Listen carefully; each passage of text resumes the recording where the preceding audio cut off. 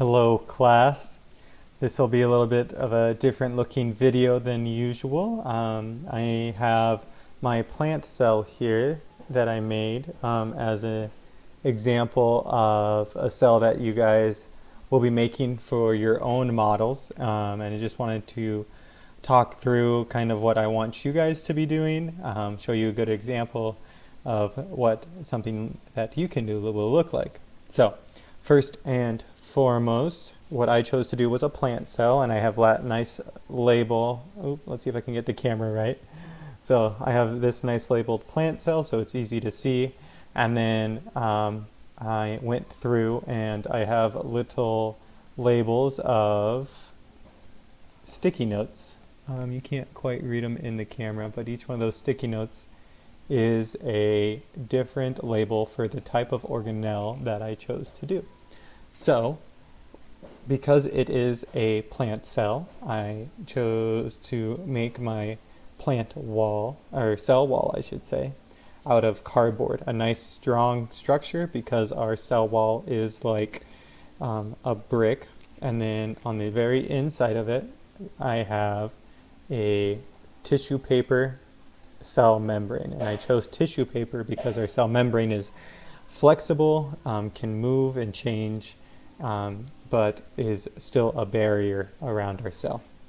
The next thing I would like to show you guys is the nucleus I have on here, right down in this corner.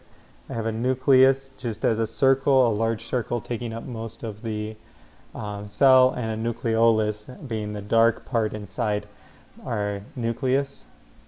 I have a chloroplast right here. You guys can't quite see it, but to make our chloroplast, I folded some pipe cleaners into little circles and put them inside the chloroplast to act as the stroma, which are really important for photosynthesis.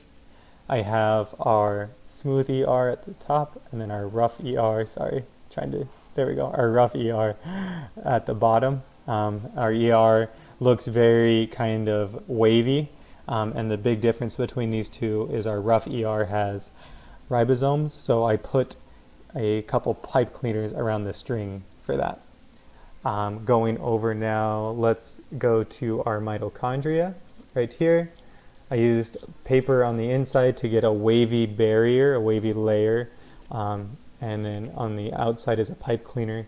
Our mitochondria kind of look like beans on the outside, and then on the inside we see there's an extra layer to help with that respiration that we've learned about before in Partial 2. Let's do it this way. This little area is the lysosome. I have another one down below, down here. And the way I did those is I took the top of a Coca-Cola bottle and filled it with different pom-poms and things because our lysosomes act as our trash collectors. So I thought I could put a little bit of everything in there to kind of make it look like a trash can. And then finally, I think the last thing I have on here is a vacuole over here. So our vacuole is usually our water storage, our water tank, and holds a lot of different nutrients. So I chose to use a Coke bottle. I cut it in half and then covered it in blue tissue paper for water. So that is my cell that I have made.